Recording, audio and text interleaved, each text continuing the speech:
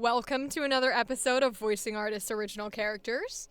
But the artist for the character we're working with today is GhostyGriff, pronouns she, her.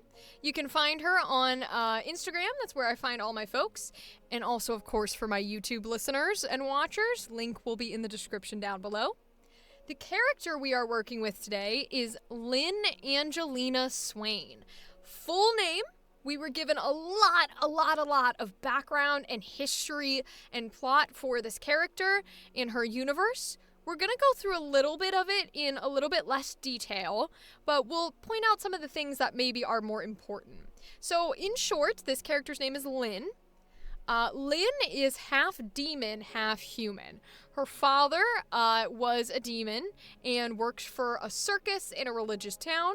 Her mother was a human who is a paranormal investigator and studied demonology. So they met because she interviewed him being a demon, and then they had Lynn. So sometimes she feels like she isn't demon enough for the demons, and she's not human enough for the humans. So we definitely want to delve a little bit into the idea of never feeling like you're in the right place or never feeling like you fit in. She likes to draw, play piano and clarinet. She's very musical and artistic. At some point in time when she was a young child, she snuck away from her parents, and because they're in like a religious town in this universe, there are demon hunters in this town. And they saw her, they were able to shoot her in the shoulder, and from then on, her family has been very like, you cannot go anywhere by yourself. You always have to have your dad with you because he's like a big scary demon. And we'll see him in a couple of the images in a few minutes. And she had a lot of energy as a kid, so she would join the circus by, doing some acts or running around and training, things like that. Since she was kind of like stuck in and sheltered a little bit, she is a bit more like to herself and awkward about it. So let's go through some of these pictures here. So this is the main image. We get a headshot of Lynn. We get a body shot where she's standing with much more like covering clothes, a long blue skirt, yellow jacket, and a striped shirt. And then we get this one where she is in sort of like a scared or sad or pouting style comforting pose. We can see that she does have claws on the upper hands. They're like little blue claws. And then her bottom feet appear to be like animalistic. So that's part of the demon, as well as her ears. And she's got these big tusks that come from being a demon as well. We've also got those three individually. So we've got the standing one, which is our full body shot. We've got the headshot where she's got some glasses. We can see a little bit of this expression on her face that is kind of a somber or sad expression. So we might pull this one out when we work with our sad emotion. And then we also might pull this one out because this is the pose where she's really upset and just sort of comforting herself. Now we have a few drawings with her family. So this one is a drawing of her when she was younger. And then her father, which you can see is this really big demon man in the center here. And her human mother over here on the right. So they're feeding her deer brains, because I'm guessing that's what demons eat. They're not of the demon variety where they can like hide the fact that they are demons. It's very, very clear. So they sort of knew that as she grew, this is kind of what she was going to be dealt with. But it's interesting because he has this really big smile on his face. Like, you can tell he loves his daughter. And I think the relationship dynamic between the two of them is going to be really important. We also have a cute little one when she's a little girl of her playing with rats. And he is brushing out her hair, which is absolutely adorable. He's in his circus getup here, I think. Because he's sitting on something and he's brushing out her hair, making sure it's nice and pretty. And she's so cute as a little kid playing with these rats. And then last but not least, we have a little baby father-daughter dance. So she's a little kid here. She's having the time of her life, dancing in this cute little pink dress. And her dad is, stories taller than her, but absolutely a big smile on his face. And he's happy to help his daughter just feel loved and appreciated and accepted. And I love this very, very much. So this is super cute. So we'll go back to our main three here. And I want to give you some adjectives that the artist gave me for Lynn's personality. So the artist said shy, timid, and keeps to herself, which makes sense if she was sequestered to the circus and was not allowed to leave for a long, long time, probably a decade, if not more, then she wouldn't necessarily know how to interact with strangers. She would probably be very scared to give up her genuine self to other people because the last time she did that, she got shot. So that's something where the shy, the timid would come into play. They also said she avoids conflict and has a hard time standing up for herself. It could be an aspect of she understands why they're trying to keep her secluded and safe, and so maybe she feels a little bit conflicted about being like, hey, I know you love me and I know you're trying to protect me, but I need to leave. I need to see the world. It's killing me staying here, right? She's kind, but a little awkward. So she's trying to be sweet, she's trying to be helpful, she really loves people, and she doesn't want to see, bad things happen to them, but that doesn't mean that she socially knows how to interact. So we'll bring that awkward into play. Soft-spoken, which is great because that gives us an aspect to think on for the vocal tone. Aware of others' feelings, but ignores her own or bottles them up. And that leads to outbursts that cause misunderstandings. So this one is going to be huge. Basically what this is saying is she is so prominent and focused on making sure everyone else is happy or helped when they are sad and make sure they feel better and feel confident that when her own emotions come forth, and she feels sad or she feels scared or she feels angry, she pushes them down in order to be like, mine don't matter, I'll be fine, you are what matters. But eventually you push that down enough and you're just going to have a meltdown. You're going to be really upset and you might say things that you regret and you don't mean, but you say them because all of this emotion has bubbled up and is overflowing. So we can probably play with that for angry. She also gave me intelligent, creative, sees the beauty in everything and the good in everyone. We've been talking about that one. And then she gave me 2 as character flaws. Now, artists don't always do this, but I adore when they think of character flaws for their characters. And the reason is because it makes it more human. As an actor, it makes it a lot easier to portray a character that is multifaceted and well-rounded. But even as someone who's interested in the lore and the history, it's good to know that they're not perfect, right? The 2 flaws that Griff gave me are sneaky and lies. So we can play with the idea that she knows how to go under someone's nose or behind someone's back in order to achieve what she needs to get done. And it does make sense if she's trying to keep herself away from, literal hunters, that she needs to be able to be sneaky about things. And lying also makes sense because if her parents are so insistent on keeping her safe, she probably has to lie here or there in order to get past that boundary and get out into the real world. So we'll keep those 2 in mind. Now let me give you some of what I see in this character. So I see supportive, encouraging. Those very much tie into our idea of she puts everyone else first and she kind of bottles up her own emotions. I also have hopeful, which I think is true. I think she always wants to see the best in things and she's really hopeful about the idea that things can improve. And then I have a very unique one that I'll see if I can explain a little bit. Naive, but not naive. What I mean by this is she will assume that everyone is good, everyone she meets, she wants to give the benefit of the doubt, she wants to see goodness in them, she wants to give them a chance to do the right thing, to believe in them when no one else will. However, she's also not naive because she knows there are people out there who want her dead. She's literally had an encounter with them. So she has had bad experiences with people. So she wouldn't just dismiss real harm or cruelty inside of a person. So I think there's a balance of, I'm here to support you through your mistakes if you are genuinely trying to improve. I have optimistic, people pleaser, right? We've talked about it. She tries to improve their feelings but denies her own.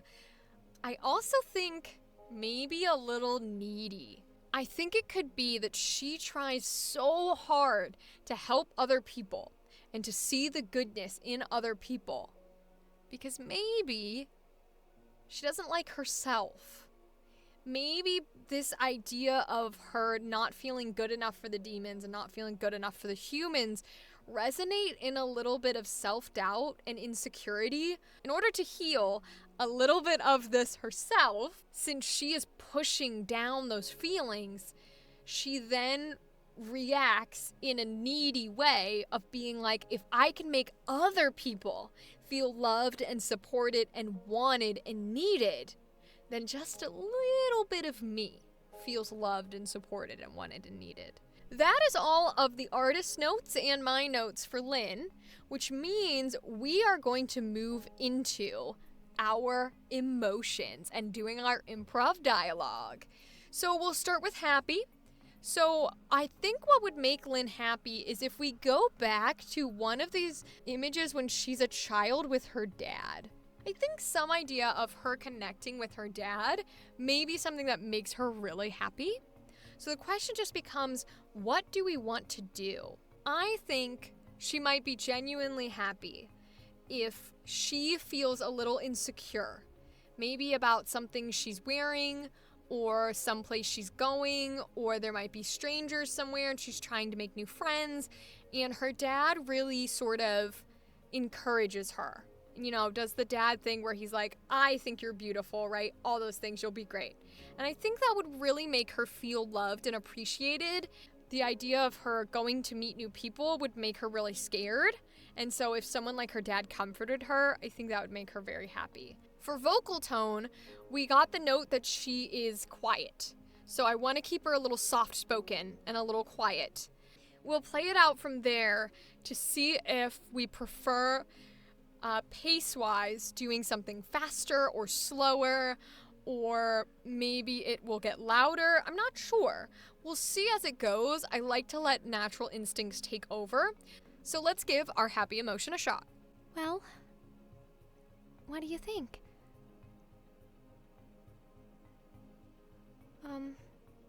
Well, yeah, I do like it. I'm not sure if it looks good on me.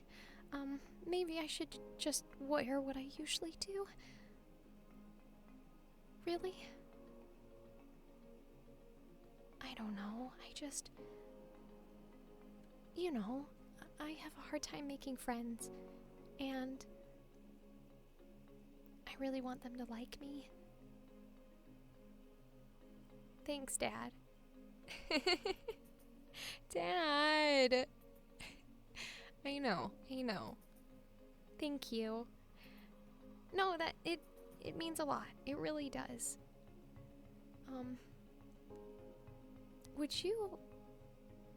Will you drive me there? It would make me feel a lot better if you were in the car with me. Yeah. Thanks, Dad. I love you. Now let's get it. Oh, that was so cute. Oh my god. I had this idea of like, if we go back to what she normally wears, very reserved, like fully covered clothing, and her hair is always in this long over her eyes format. And so I had the idea of she puts on something that she really likes but isn't really in this style. It's more, maybe not necessarily revealing, but it's definitely more fashionable. It's a bit more eye-grabbing. She dresses up a bit to go to this party or something, and so she's insecure about it, and having her dad be able to be like, you look great, what are you talking about, would really help. All I wanted to do, even while playing her, like the Rachel brain was going, oh no, sweetheart, I don't know what you look like, but I know you look beautiful, okay? Like, that's all I wanted to do was give her a hug. Oh my god, I really think that resonated well with her shyness and her being timid, but also wanting to put herself out there because she is someone who wants to go forth and find these things. And so having someone support her like she supports other people is really, really helpful. I think that worked well for her happy emotion. I think it worked very well. So that means we move on to angry. So angry's gonna be interesting. We don't necessarily have any drawings here that I think resonate super strongly with angry. So this to me comes off a bit more sad and pouty than angry, but we'll put it up here for reference. I'm thinking for Lynn's anger that we go the route we were talking earlier. She ignores her own feelings and bottles them up, which leads to outbursts that can cause misunderstandings. I think that's a very good place to draw from for anger, because when you bottle up and you push and you push and you push down these feelings of don't feel like I'm wanted, I don't feel like I'm needed, I feel like if I up and disappeared today, nobody would notice. When you keep pushing those down, it can be really hard when someone finally pokes at you and they just poke and poke and poke and poke until you blow up. Because she's trying to push this emotion down and they're trying to get her to talk. So the question just becomes, what exactly would make her angry? Well, we know that she's always trying to support and raise other people up, that she's trying to make them feel good, she sees the good in them, etc., etc. So if she is happy when people, make her feel confident and when she makes others feel confident, I think her true anger would be if someone else is getting picked on or things like that. That's kind of the route I want to take. And I think her initial deadpan is going to come from her trying to have this friend or this person who's getting bullied taken out of the scenario. So it's going to be a bit of like, we're ignoring you, I'm taking this person away from the situation so they can breathe, but the bully, the persecutor, keeps coming after them and will not let them leave the situation. And that's when she has this outburst. Okay, I want to give that a shot. I do kind of want to let it naturally come out. We'll see if we can. But that's going to be the scenario of someone else is getting attacked and she's going in to try and defuse and defend the person. So let's try it. Stop it, Juno. You're being a jerk. Come on, Billy. Let's go. Just ignore him, Billy. This is how people like him are. Yes, Juno. People like you. People who are arrogant and ugly and stupid and can't mind their own damn business. Because all that brings you joy is making someone else feel bad because you hate yourself. Well, newsflash, Juno. You should hate yourself. Because you're a horrible, horrible person. And they call me a demon. Whoa! I did not expect that to happen. Oh my god. I like that. So she's definitely not a yelly character. So her voice did get lower because she was angry. It did start deadpan and cold shoulder as we had thought it might. And then there was a bit of an outburst, but it wasn't in the way that I thought it was going to be. Oftentimes when I think of outbursts, I think of like genuine yelling and getting loud and freaking out and physically getting large in order to make the world and the environment stop. It was a controlled outburst. But for Lynn, it was vocal and it was standing her ground and standing up for people and putting someone else in their place. And I think it was really, really powerful how at the end, you could hear me stutter for a second. This is what happens when you push and push and push and push and you keep adding Mentos into the bottle until the bottle splits and breaks and you have a nuclear bomb. So this is not her normal self. This is pressurized. And so there's a stumble moment in that dialogue where she couldn't figure out, she didn't have words on what to say to him, where she was like, you're a horrible person. That's where her anger was trying to channel itself, and it had a hard time. And then once I had said that, immediately my brain went to, you are what they try to say I am. You are what they try to say demons are. You are what they try to say my people are. And that hit such a chord. Trying to imagine how much pain and hurt comes from all of the stereotypes about demons and probably how they're vicious and cruel and mean and eat people or some crazy things would hurt her, because she is such a nice, sweet, beautiful, only wants to love and help other people person, and those would really hurt her to her core. And so the anger of being able to say, you are what they think I am, and you get to get away with it. Ooh, so powerful. So I want to move on to her sad. This will be our last emotion. We should pull a bit on the insecurities of not feeling like she's wanted or needed, of not feeling like she's good enough, because those are also inside of her. And as much as she wants to be the person to love and support other people, if someone that she looked up to, maybe it's Billy, maybe Billy that I've made up is a super close friend of hers in this imaginative universe, and she literally just defended him from Juno, our made-up bully.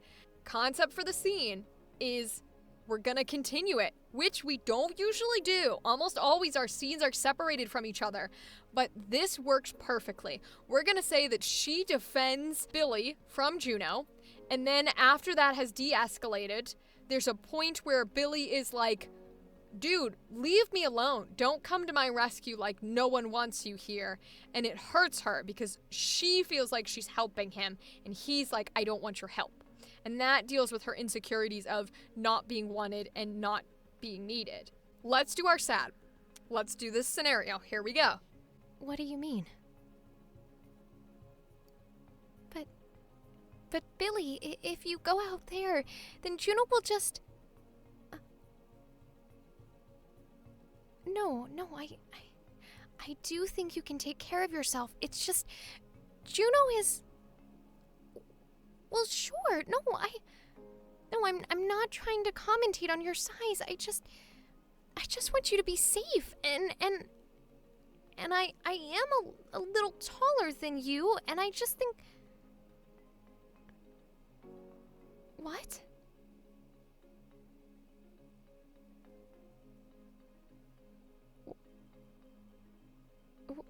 Do you think I can't help because I'm a girl? Because I work at the circus. I know that I can...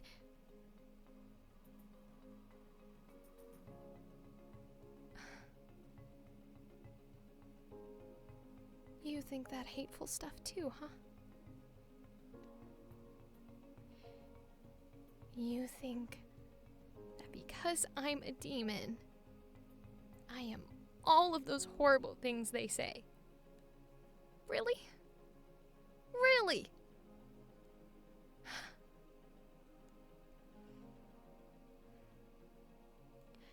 Well, I'm sorry. I get it. You don't need me. You don't want me to help you. Okay. No one ever needs my help. No one ever wants helped by a demon.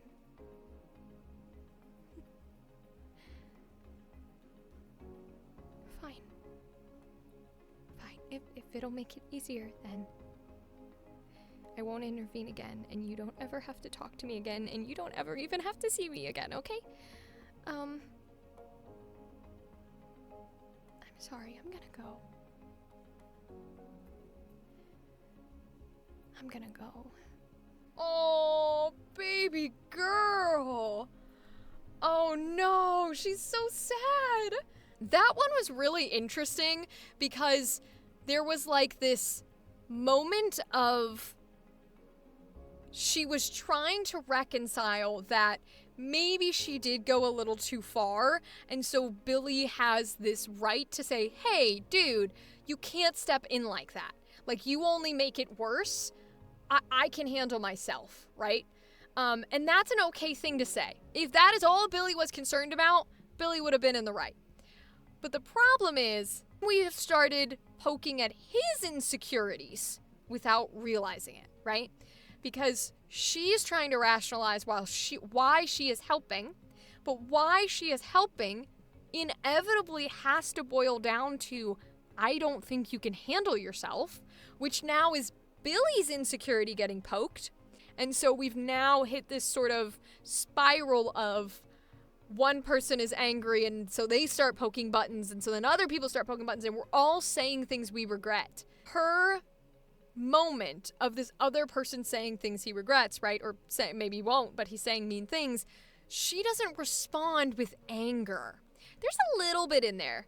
I could feel a little bit of that genuine anger, but ultimately it was hurt. It was pain. It was being upset by the fact that someone that she was trying to help, someone that she was friends with, had any inkling of being that cruel. And if we remember what I said, naive but not naive. She looks for and wants and advocates for the good in people. So even with Billy being like at the top, like, dude, I'm angry, you can't do that, why do you think I can't handle myself? She's like, okay, you are in an upset state, you do have a point, I see the goodness in you. But the second he's like, I don't need you, I don't want you, leave. Then all of a sudden, it goes from, the goodness is gone, you are being cruel, you are being rude, you are being discriminatory. The nice Lynn is gone. Because remember, she's had experiences with people who literally want her dead. They literally hunt her. That's where the anger came from. And then it turned into really hitting her insecurities of like, I'm not going to stand here and be humiliated, but you can hear in my voice how much that hurts. To hear you say that and to hear you think that way of me genuinely makes me sad. And like, she's going to cry on her run home. So that is the end of this episode of Voicing Artists Original Characters. We got to play with Lynn, who is lovely. I think she is absolutely adorable. Our artist is GhostyGriff on Instagram. You guys can go follow her. Thank you to Ghosty for letting us use Lynn here today. This is a lot of fun to play with her. I really appreciate you. For those that are watching the edited YouTube video, you can always join us Mondays or Wednesdays at 9 p.m. EST. We record episodes live, and I love taking inspiration from the chat like we did today. Have a good night. Goodbye!